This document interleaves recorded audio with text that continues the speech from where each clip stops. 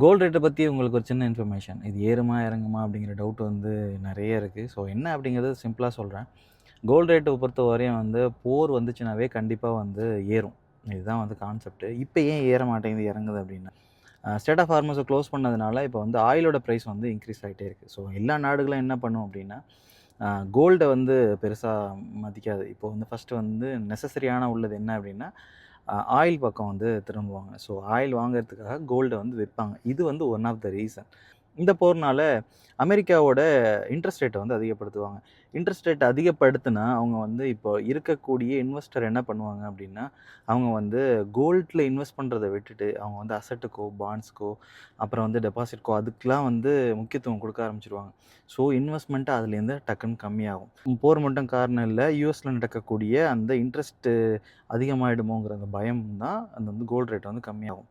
Gold increase ஆகுறதுனால மத்த நாட்ல உள்ளவங்க பை பண்றதும் கம்மியாகும். அதாவது இன்வெஸ்டர் வந்து கொஞ்ச நாளைக்கு ப்ராஃபிட் பார்க்கறதுக்காக 2026 ஸ்டார்ட்டிங்ல வாங்குனாங்க. ஆனா இப்போ கரண்ட் சிச்சுவேஷன்ல வந்து கோல்ட் ரேட் வந்து இன்னும் கம்மியாக நெறைய வாய்ப்பு இருக்கு. போர் ஸ்டார்ட் பண்ணிட்டாங்க அப்டின்னாவே, உங்களுக்கு இங்க போர் நடக்குதுன்னாவே, இமிடியேட்டா கோல்ட் ரேட் வந்து இறங்கும். கோல்ட் ரேட் இங்க இறங்குச்சுன்னா, ட்ரம்ப் வந்து உடனே வந்து அனௌன்ஸ் பண்ணிருவாப்ல, இந்த மாரி போர் வந்து நிப்பாட்டிட்டோம் அப்படின்னு. அது மறுநாள் பார்த்தீங்கன்னா, டக்குன்னு வந்து இமிடியேட்டா வந்து கோல்ட் ரேட் வந்து ஏற ஆரம்பிச்சுரும். கண்டிப்பா வந்து போர் முடிஞ்ச பிறகு கண்டிப்பா கோல்ட் ரேட் வந்து இன்க்ரீஸ் ஆகும். கோல்ட பொறுத்தவரையும் ஸ்ட்ரெய்ட் ஆஃப் ஹார்மஸ் வந்து க்ளோஸ் பண்ணியே இருந்து நார்மல் ஆகலைன்னா, கோல்டு பிரைஸ் கண்டிப்பா இறங்கும். அதுவும் இல்லாம இன்ட்ரெஸ்ட் ரேட் அதிகப்படுத்தினா கண்டிப்பா வந்து கோல்டு இறங்கும்.